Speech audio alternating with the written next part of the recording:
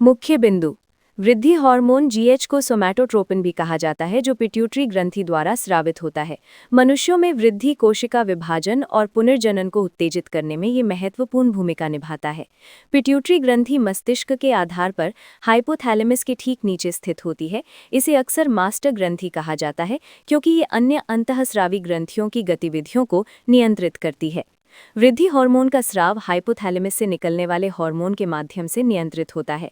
वृद्धि hormone releasing hormone जीएचआरएच जो इसके स्राव को उत्तेजित करता है, और सोमैटोस्टैटिन जो इसके स्राव को रोकता है। वृद्धि हार्मोन के कार्य।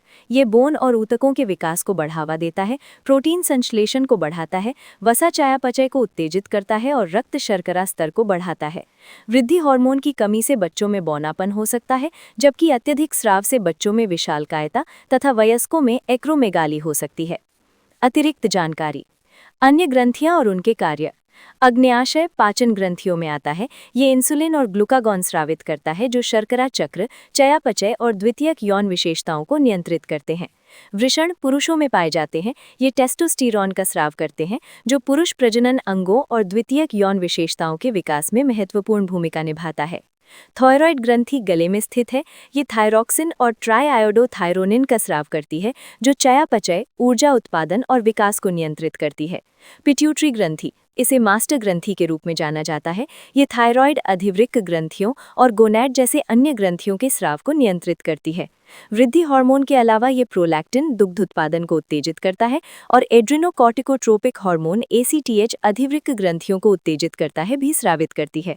वृद्धि हार्मोन का नियमन।